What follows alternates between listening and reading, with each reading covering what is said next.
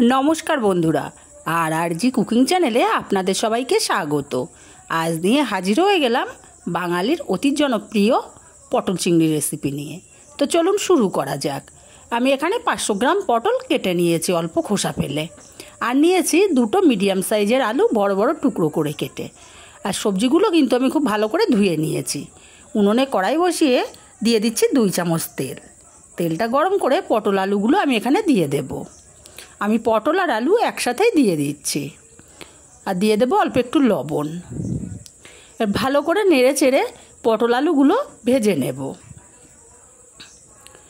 ভালো করে লবণটা দিয়ে নেড়ে চেড়ে মিশিয়ে নিয়েছি। এবার ঢাকা দিয়ে আমি এটা রান্না করব 2 মিনিট। ঢাকা দিয়ে দিয়ে রান্নাটা করলে আলুগুলোও কিন্তু তাড়াতাড়ি নরম হয়ে যায়। 2 মিনিট পর ঢাকাটা খুলে নিলাম, নিয়ে ভালো করে নেড়ে চেড়ে দেবো আবারও। দিয়ে আবারও আমি ঢাকা দিয়ে पटल आलूटाके भेजे नेब। पटल आलूटा भाजा होते थाक ततक्षणे एक मशला करे नेब। एक बाटिर मध्य 1 चामच परिमाणे आदा बाटा नियेछि, हाफ चामच हलुद गुड़ो दिलाम, हाफ चामच देव धने गुड़ो, हाफ चामच देव जिरे गुड़ो और हाफ चामच देव झाल लंकार गुड़ो। एबारे एखानटाय आमी अल्प जल दिए एक पेस्ट तैरी करे नेब। आमी किन्तु एखाने काश्मीरी लंकार गुड़ो व्यवहार करिनी। खूब भालो करे मिशिए निते हबे जाते आदाटाও खूब भालोभाবে मिशे जाए सब मशलार साथे। खूब भालो करे आमी मिशिए निয়েছি देखुन। এইভাবে মশলা করলে কিন্তু তরকারির টেস্ট খুবই ভালো আসে। এক সাইডে রেখে দেব। এবার ঢাকাটা খুলে আমি দেখে নেব পটল আলু কতটা ভাজা হলো। পটল আলু কিন্তু আমার খুব ভালোভাবে ভাজা হয়ে গেছে আর আলুটাও বেশ সেদ্ধ হয়ে গেছে।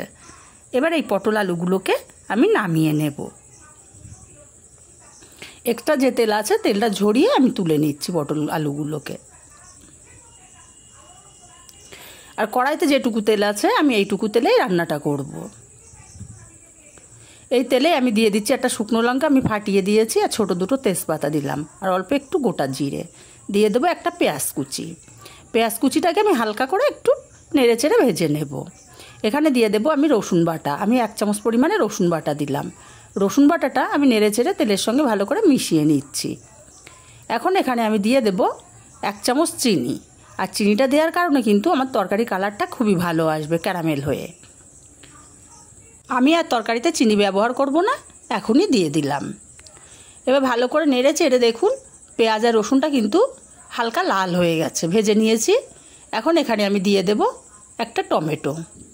আমি একটা ছোট টমেটো ছোট ছোট টুকরো করে কেটে নিয়েছিলাম। টমেটোটাকে দিয়েও মিনিট খানিক নাড়াচাড়া করে নেব। এবার এখানটা আমি দিয়ে দেব পেস্ট করে রাখা মশলাটা। মশলাটাকে খুব ভালো করে কষিয়ে নেব তেল ছেড়ে আসা পর্যন্ত, এক্সট্রা জলটা শুকিয়ে গিয়ে। মশলাটা মিনিট 3 ধরে কষিয়ে নিয়েছি, তেল ছেড়ে দিয়েছে মশলা থেকে। এখন এখানে দিয়ে দেব আমি 200 গ্রাম চিংড়ি মাছ। আমি আগে থেকে খুব ভালো করে কেটে ধুয়ে পরিষ্কার করে নিয়েছি আর পেছনের শীটটাও কিন্তু আমি ফেলে দিয়েছি। এবার চিংড়ি মাছটাকে আমি মশলার সাথে কষিয়ে নেব। আমি চিংড়ি মাছটা এক্সট্রা কিন্তু ভাজিনি। চিংড়ি মাছটা কষাতে কষাতে খুব সুন্দর একটা গন্ধ বেরিয়ে গেছে, তার মানে চিংড়ি মাছটা খুব ভালো মতো ভাজা হয়ে গেছে। এবার এখানে দিয়ে দিচ্ছি ভেজে রাখা পটল আর আলুটা আর স্বাদ মতো লবণ। এবার একটু সময় নিয়ে পটল আলুটাকে আমি কষিয়ে নেব। মিনিট 5 সময় নিয়ে আমি পটল আলুটা মশলার সাথে খুব ভালো করে কষিয়ে নিলাম। এভাবে কষিয়ে কষিয়ে রান্না করলে কিন্তু তরকারির স্বাদ দ্বিগুণ বেড়ে যায়। এখন দিয়ে দেব পরিমাণ মতো জল।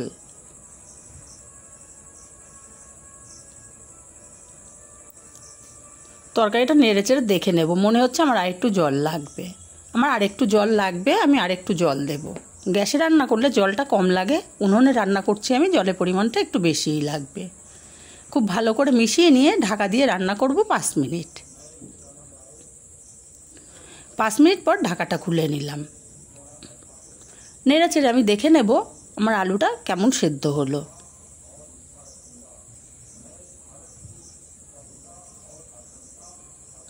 আমার আলুটা খুব ভালো মতো সেদ্ধ হয়ে গেছে। আমি এখন আর ঢাকা দেব না, এইভাবে আরও 2 মিনিট আমি ফুটিয়ে নেব। 2 মিনিট ফুটিয়ে নিয়েছি। আমার কিন্তু পটল চিংড়িটা হয়ে এসছে একদমই। এখন আমি এখানটা দিয়ে দেব অল্প একটু গরম মশলার গুঁড়ো। আর গরম মশলার গুঁড়োটা দিয়ে খুব ভালো করে নেড়ে চেড়ে মিশিয়ে নেব। আর মিশিয়ে নিলেই কিন্তু তৈরি বাঙালির অতি জনপ্রিয় পটল চিংড়ি। রেসিপিটা কেমন লাগলো কমেন্ট করে জানাতে কিন্তু একদমই ভুলবেন না। ভালো লাগলে লাইক শেয়ার করতে ভুলবেন না।